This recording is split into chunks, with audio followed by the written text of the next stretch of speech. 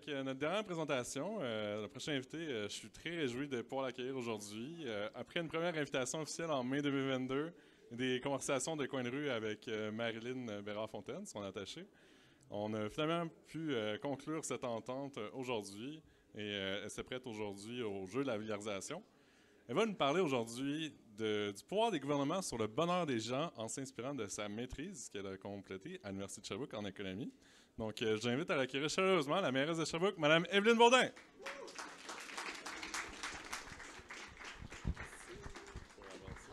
Ah, ouais. OK. Bon, je vais voir comment je m'arrange. Bonsoir tout le monde. Oh, je parle trop fort? OK, si je parle trop fort, vous me le direz. Donc, effectivement, vous me connaissez en tant que mairesse. Ceux qui ne me connaissaient pas, ça, c'est moi. Fait que, comme l'a dit Alexis, mais en plus d'être mairesse, je suis aussi économiste. Et quand j'étais au cégep, je ne savais pas trop qu'est-ce que j'allais faire dans la vie. Mais tout comme le présentateur Samuel, hein, c'est ça? Tout comme Samuel, je voulais changer le monde. Et donc, en voulant changer le monde dans ma logique d'étudiante du cégep, je me disais, une de mes observations, c'est que l'argent mène le monde. C'était un peu quelque chose que je déplorais. Je me suis donc dit, je vais aller étudier en économie, comprendre comment ça marche, puis ça va m'aider ensuite à changer les choses. Puis là, ben, vous savez, quand on est quelqu'un qui veut changer les choses, de fil en aiguille, ça se peut qu'on arrive en politique. Donc ça, c'est l'argent qui mène le monde. Je vais m'habituer avec le clicker. Et en politique, je me suis rendu compte que les gens avaient comme une obsession pour le PIB. Okay? Fait que vous voyez le monsieur gouvernement au milieu, okay? Qui n'a d'attention que pour le PIB et qui délaisse tous les autres indicateurs socio-économiques. Et tout comme la personne qui vient de parler avant moi, Pierre Nicolas, qui est là, qui nous dit que l'économie, ben c'est aussi l'économie du bien-être. Hein? On fait de l'économie pour aider les êtres humains. Ben, le bonheur, c'est pas juste le PIB, puis c'est pas juste l'argent. Alors peut-être qu'il faudrait essayer de changer de mesure de bien-être, parce qu'en réalité, le PIB, ce n'est pas une mesure de bien-être. C'est une mesure de production, c'est une mesure de revenu, c'est pas une mesure de bien-être. Alors, oui. Vous savez, les respectables, est-ce que quelqu'un ici connaît les respectables ou les respectables? À main levée, par pitié. OK, phew! Il fallait que j'insère une référence à la culture populaire, alors c'était à ce moment-ci. Quelle est la chanson des respectables qui parle de bonheur? L'argent fait le bonheur. L'argent. Donc, les respectables le disaient, les respectables disaient que l'argent faisait le bonheur, mais est-ce vraiment le cas? Et donc, est-ce que les gouvernements qui, on s'entend, ont comme objectif de tous et toutes nous rendre heureux et heureuses, font la bonne chose en ne focusant que sur l'argent? Mais de façon plus large, est-ce que le gouvernement a une influence sur le bonheur des gens? La réponse évidente à ça, c'est oui. Parce que dans certains cas, parlez-en par exemple à un réfugié politique qui fuit un pays en guerre, je peux vous dire que son gouvernement fait probablement pas tant que ça son bonheur. Fait que, est-ce que le gouvernement influence le bonheur des gens? Oui. Mais si on se concentre sur un autre type de contexte de gouvernement, par exemple, c'est recto verso. Donc, par exemple, le Canada, qui est un pays relativement prospère, assez tranquille, est-ce que les gouvernements des provinces canadiennes, qui sont des gouvernements qui se ressemblent quand même pas mal, peuvent faire des choses qui influencent le bonheur des gens? T'sais, à part ne pas faire la guerre, y a-t-il quelque chose qu'on peut faire en tant que gouvernement pour aider au bonheur des gens? Donc, la réponse à cette question, c'est la réponse préférée de Pierre Nicolas. C'est « ça dépend ». C'est aussi la réponse préférée de mon chum. Quand je lui demande « est-ce que t'aimes mieux quand je porte les cheveux attachés ou les cheveux lousses », il me répond « ça dépend ». Mais quelqu'un devrait peut-être lui dire que la bonne réponse à ça, c'est « t'es toujours belle, peu importe ». Mais non. C'est ça quand on pose des questions à des scientifiques, hein? La rectitude, là, c'est comme bien, bien important. Fait que, bref, le concept de la recherche. On prend le bonheur et on prend les gouvernements, donc 2 concepts super simples, puis on essaie de voir s'il y a une relation entre les deux. Facile, super facile. Bon, le bonheur, comment on fait pour mesurer ça? Vous avez sûrement entendu parler de l'IDH, là, qui était l'indice de développement humain. En tout cas, ceux qui sont en économie, vous connaissez ça. Il existe une panoplie d'indicateurs de bonheur. C'est des indicateurs objectifs, qu'on va dire. Mais on va plutôt parler, en fait, d'indicateurs de bien-être dans ces cas-là. Puis quand on parle de bonheur ou de bonheur de bien-être subjectif, ça va être tout simplement une question de sondage. Donc, à la place de se casser la tête à essayer de mesurer votre bonheur de façon observable, on vous pose une question. Exemple, cette question, tirée du World Values Survey, à tout prendre, diriez-vous que vous êtes très heureux, assez heureux, pas très heureux, pas heureux du tout? Et voilà, on vient de mesurer le bonheur d'un individu sur une échelle d'1 à 4. On a 4 points, et voilà, on est capable de faire des régressions, des modèles statistiques. Et ici, on a le portrait du bonheur dans les provinces canadiennes. Donc, c'est écrit un peu. Ici, c'est... Ah, on ne peut pas pointer là. OK, bien, celui à gauche, c'est Terre-Neuve. Puis après ça, si vous connaissez bien l'ordre de vos provinces, on se rend jusqu'en Colombie-Britannique. Je sais, c'est l'ordre inverse de sur une carte, là. Mais, vous comprenez, l'Est est à gauche, puis l'Ouest est à droite. Et on voit donc une certaine tendance, hein? Vous l'observez? Donc, les gens dans l'Est... dans les maritimes, se disent plus heureux que les gens dans l'Ouest, avec quand même une exception notable. Donc, quelqu'un qui a des bons yeux va peut-être remarquer qu'ici, il y a une exception, puis c'est le Québec. Et cette exception-là, il y a des chercheurs qui se sont penchés là-dessus, puis qui ont essayé d'expliquer cette espèce d'anomalie. Mais aussi, ce qui est vraiment particulier, ceux qui connaissent bien la situation économique dans les provinces canadiennes vont savoir que c'est exactement la courbe inverse au revenu par habitant. Particulier, quand même. Alors, plein de belles questions de recherche. On a donc le bonheur d'un côté, et de l'autre côté... Ah oui, c'est vrai, j'allais trop vite. Et de l'autre côté, on a le gouvernement. Le gouvernement, il y a plein de manières de mesurer ça. Qu'est-ce qu'on mesure par rapport au gouvernement? Moi, je me suis beaucoup concentrée sur la taille de l'État. Vous vous rappelez, il y a une certaine époque... Ah oui, là, je vais prendre mes notes parce que j'avais écrit plein de blagues en avance. Il y a une certaine époque où c'était vraiment payant politiquement de parler contre la taille de l'État. Puis ça, c'est pas nouveau, là. Je veux dire, il y a des vagues de ça. Ronald Reagan parlait du gouvernement comme un problème dans les années 80. Et donc, il y a eu une époque où c'était vraiment à la mode de dire qu'il fallait s'attaquer à la taille de l'État. Il y a même quelqu'un au Québec, il y a vraiment pas si longtemps que je ne nommerai pas, qui prônait l'abolition des cégeps. Il y a encore des gens qui parlent de privatiser Hydro-Québec.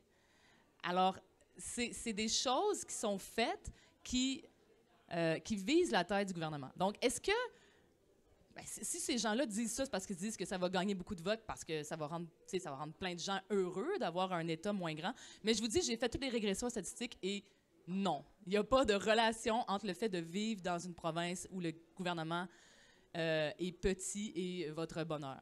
Fait que perdez pas votre temps. Vous pouvez aussi, on a aussi regardé les catégories de dépenses. Par exemple, est-ce qu'un gouvernement qui dépense plus en éducation rend sa population plus heureuse? Bien, là, ce qu'on a observé, c'est que plus on prenait des grandes catégories de dépenses, plus ça voulait rien dire. Et plus on ciblait les catégories de dépenses, et plus on trouvait des résultats qui pouvaient être statistiquement significatifs. Comme, par exemple, les dépenses en logement ou en loisirs, qui, mis en relation avec un indicateur de bonheur comme celui qu'on a vu, pouvaient être statistiquement significatifs. Fait qu'il y a là quelque chose qui peut être intéressant. Mais il y a des variables plus funky liées au gouvernement. D'ailleurs, il y a eu une question sur la corruption. C'était pas dans ma présentation.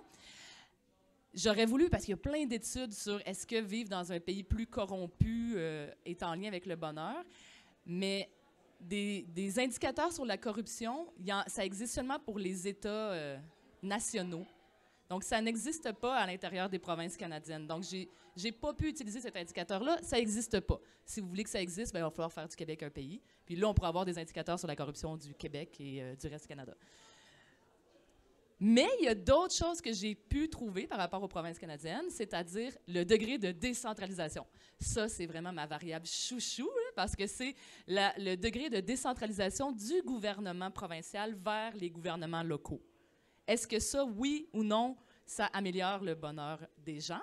Et il y a une autre variable, pas tant funky que ça, là, qui est le service de la dette. Fait que plus le service de la dette est grand, est-ce que ça a une influence sur le bonheur parce qu'on peut se payer moins de services publics? Ah oui. Et là, ma variable chouchou a fait ce que je m'attendais d'elle, c'est-à-dire qu'elle a donné une relation statistiquement significative et positive. Donc, ça peut être une bonne chose, à bon entendeur, de décentraliser vers les gouvernements locaux.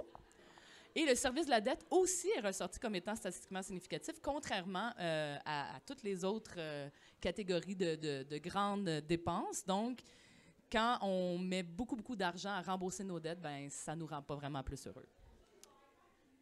Mais là, on arrive au bout qui vous intéresse le plus, parce que dans notre modèle statistique, oui, on regardait le gouvernement et le bonheur, mais vu que le bonheur s'intéresse aux individus, puis qu'on veut étudier des choses qui sont toutes égales par ailleurs, ceteris paribus, ou toutes choses étant égales par ailleurs, donc il nous faut des variables de contrôle, là, si on peut dire. Donc, il faut quand même regarder les caractéristiques individuelles de ces gens-là.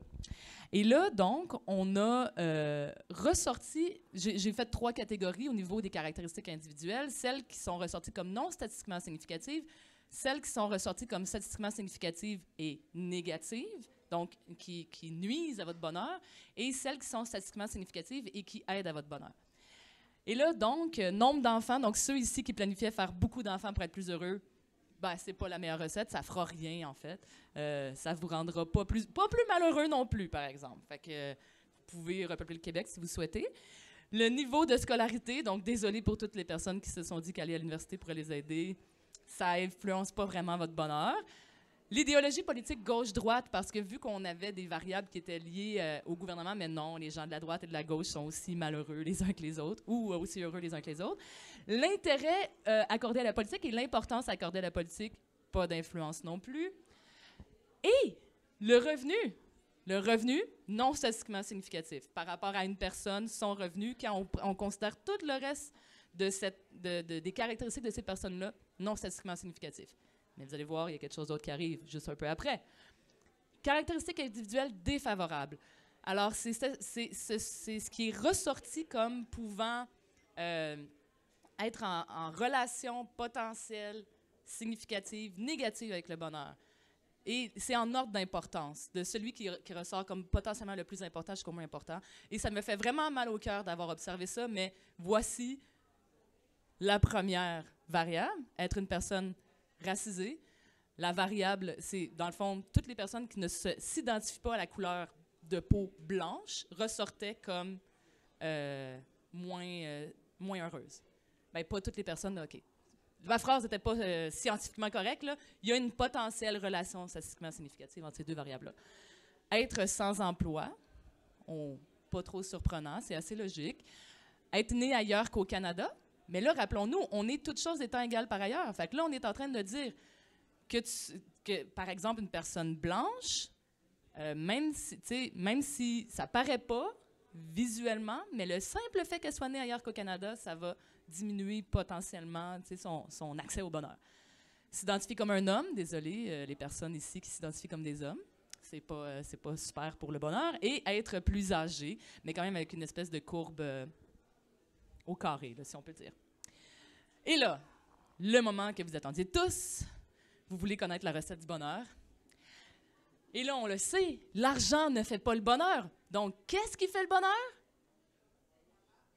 Chérie? L'amour? Donc, être marié ou en couple, mais ce qui est très drôle, c'est que En tout cas, moi, je trouve ça un peu drôle quand même. Être divorcé aussi, ça aide au bonheur. Alors, c'est mieux qu'être célibataire. Fait que si vous avez l'occasion, au pire, prenez ce qui passe, puis divorcez-vous. Être en bonne santé aussi, ça aiderait au bonheur, ça, on s'en doute. Mais tu sais, ceux qui se sont dit, bon, ben, je vais réactiver Tinder, peut-être rencontre sportive, ça pourrait être pas pire, tu sais, être en bonne santé en même temps. Faire confiance aux gens, ça, c'est une variable super intéressante. C'est la variable de la confiance sociale. C'est une question de sondage qui demande, grosso modo, si vous croisez un inconnu dans la rue... Non, la question est formulée plutôt comme... en général, croyez-vous qu'on doit faire confiance aux gens ou bien que les gens sont plutôt des personnes dangereuses? Ça ressemble à ça. Et cette variable-là, potentiellement, selon certains chercheurs, serait l'explication de la différence québécoise au Canada, où on a tendance à faire plus confiance aux gens. Plus on fait confiance aux gens, plus on risque d'être heureux. Et, bon, OK, non, je ne brûlerai pas mon punch moi-même tout de suite. Être satisfait financièrement. Donc, le revenu, c'est pas important, mais comment vous vous comparez aux autres, ça, c'est important. Fait que, comme dirait ma grand-mère, quand t'as pas ce que tu veux, tu chéris ce que t'as. Fait que, grosso modo, votre revenu, l'important, c'est pas son niveau absolu, c'est juste que vous soyez heureux avec ce revenu-là. Et là, ben, j'ai pas choisi ça, mais ça a ressorti comme étant statistiquement significatif, et c'est un libellé tiré de la question du sondage. Donc, plus vous apportez une grande importance à Dieu dans votre vie, et plus vous pouvez être heureux. Encore une fois, en ordre d'importance, donc l'amour a quand même plus d'importance que tout le reste. Ah, et vivre dans une ville de plus petite taille, mais Sherbrooke, c'est quand même le meilleur endroit au monde, vous êtes mieux de ne pas déménager. Quels sont les constats scientifiques de cette recherche-là? Grosso modo, c'est que les variables subjectives, c'est pas juste du vent. Ça marche quand même. Les résultats que vous avez vus, je pense qu'ils ne vous ont pas surpris tant que ça. Il y a des choses qui sont intéressantes qui sortent à travers tout ça. Mais il y a tellement de chercheurs à travers le monde en ce moment qui sont en train de se casser la tête à développer des indicateurs de bonheur et de bien-être en 12 volets, alors que tu peux juste poser la question à quelqu'un, lui demander « T'es-tu heureux? » puis avoir un chiffre de 1 à 4 utilisable dans des régressions statistiques. Tu sais, pour vrai, pourquoi se casser la tête? Je pense que les variables subjectives sont sous-utilisées puis qu'on devrait les utiliser davantage. La confiance sociale, c'en est une autre variable subjective super intéressante qu'on devrait faire plus de recherches. Et les variables sur la taille de l'État, les grandes catégories de dépenses publiques pour les provinces canadiennes, bof, pas besoin de chercher là-dessus. Vous êtes mieux de vous concentrer, si jamais vous voulez faire des recherches, vous êtes mieux de vous concentrer sur des programmes plus spécifiques. Plus la catégorie de dépenses était petite, plus on pouvait trouver des relations potentielles à évaluer. Fait que quand on est dans l'impact concret dans le quotidien des gens, c'est mieux. Mais aussi, nos variables individuelles qu'on a vues, on peut se dire, OK, c'est bon, le gouvernement, puis le fait que le monde sont mariés ou en couple, son impact est peut-être moyen, mais le gouvernement, là, à part décentraliser massivement vers les gouvernements locaux, à part organiser des soirées de speed dating, peut quand même avoir une influence sur certaines variables individuelles. Exemple, la confiance sociale, c'est quelque chose qui se bâtit à travers les communautés. Tu essaies de faire des activités. Les discriminations, c'est quelque chose contre lequel il faut lutter. C'est la première source de malheur, si on peut dire. Et il y a d'autres variables individuelles comme ça, comme avoir des programmes d'intégration à l'emploi, parce qu'avoir un emploi, c'est quelque chose d'important. Bref, s'il y a une seule chose que vous devez retenir de tout ça, et si comme moi, vous êtes quelqu'un qui voulait changer le monde, et comme Samuel, Pierre-Nicolas et probablement Mario et toutes les autres personnes qui sont ici, si vous voulez changer le monde, ce que vous devez retenir, c'est que c'est au municipal que ça se passe. Merci.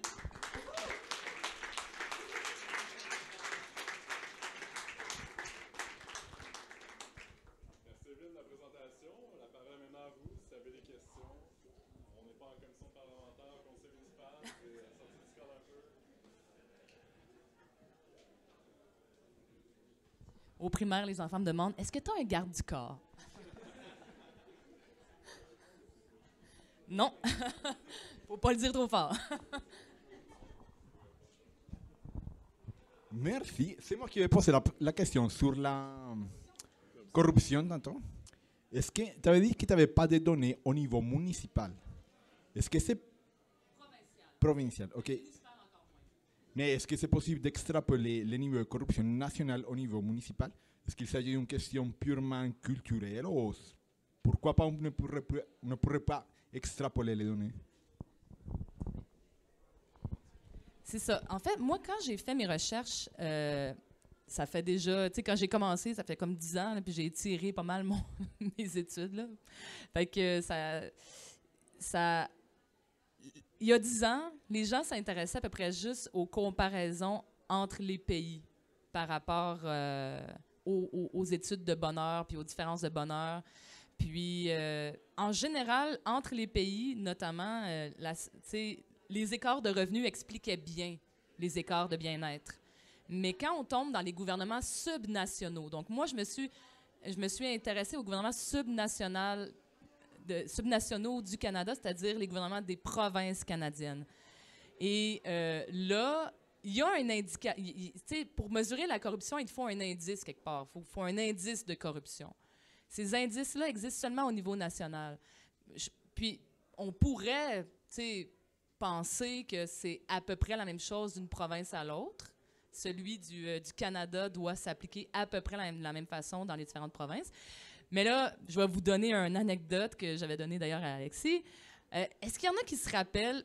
Il y a une revue qui s'appelle le Maclean's, qui est comme un peu le pendant anglais de la revue L'Actualité. Puis il y avait eu un gros scandale parce que pendant la commission Charbonneau, sur le front du Maclean's, il y avait le bonhomme carnaval, c'est le carnaval de Québec, là. Il y avait le bonhomme carnaval avec une valise pleine d'argent qui débordait, qui courait, puis ça disait « Le Québec, la province la plus corrompue au Canada ». Moi, quand j'ai vu ça, je fais comme « Yes! Enfin! Je vais avoir un indicateur sur la corruption dans les provinces canadiennes ». Fait que là, je suis allée voir l'article, essayer de voir c'était qui l'auteur, tout ça. Puis qu'est-ce que je découvre? C'est que c'était basé sur rien. Il n'y avait aucun indicateur de corruption qui lui permettait d'affirmer ça. En tout cas, c'est difficile de prouver que quelque chose n'existe pas, mais il y a 10 ans, moi, j'ai rien trouvé en matière d'indicateur de corruption pour les provinces canadiennes. Puis même, tu sais, j'ai pas vraiment entendu parler de ça au niveau des gouvernements subnationaux.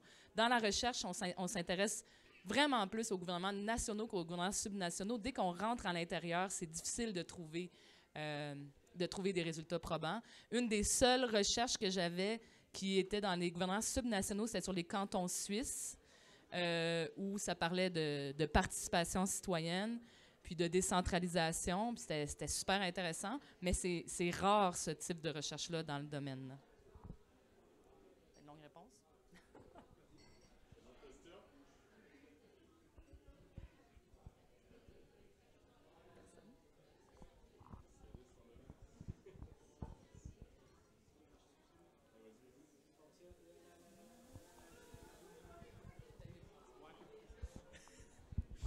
Là, je ne suis pas du tout partial à mon propre sujet. Quel niveau d'autonomie, quel degré de liberté tu as besoin dans un gouvernement municipal pour avoir assez d'influence pour être capable d'augmenter le bonheur de ta population? Puis est-ce que c'est plus facile dans une petite communauté, dans une petite municipalité, ou c'est faisable aussi dans une grande communauté comme Montréal?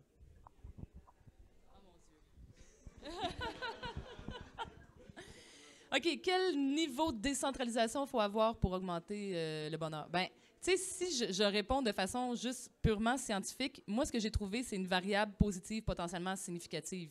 Cette relation-là entre les deux variables, est-ce que c'est une relation linéaire? Est-ce que c'est une relation de même ou de même? Puis, est-ce que c'est autre chose que juste une relation? Y a-t-il vraiment une cause à effet? Je peux même pas me prononcer sur s'il y a une vraie cause à effet, là. Fait que c'est difficile de répondre scientifiquement à cette question-là. Après ça, c'est sûr que j'ai mon opinion. T'sais, ce que je dirais, c'est que c'est sûr que si on regarde au Québec, il y a plus de 1000 municipalités. Puis parmi ces municipalités-là, il y en a là, qui ont 300 habitants, puis il y a Montréal. C'est des municipalités, les deux, là. Fait que le système actuel, je vois pas en quoi il est optimal.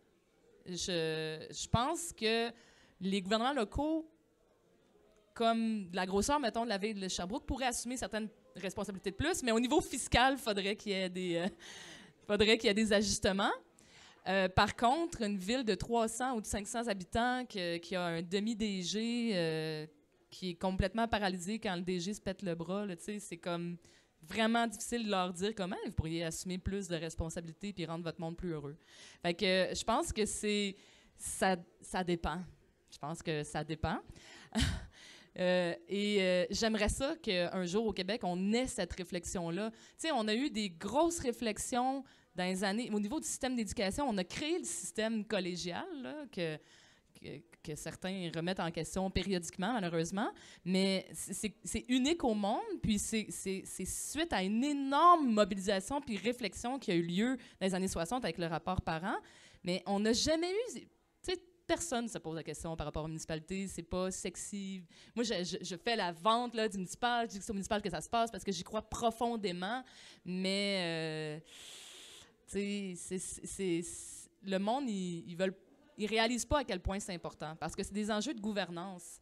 Quand tu t'intéresses au comment plutôt qu'au quoi, souvent tu perds en intérêt général. Tu sais, comme, mettons, là, les profs de métaux, là, tu sais, c'est comme... Les cours de métaux, c'est rarement ceux que le monde s'intéresse le plus au monde. Fait que, c'est ça. Je pense que malheureusement, autant du côté de la recherche que du côté politique, ça attire suffisamment d'attention, alors que je pense que c'est une clé importante du bonheur des gens.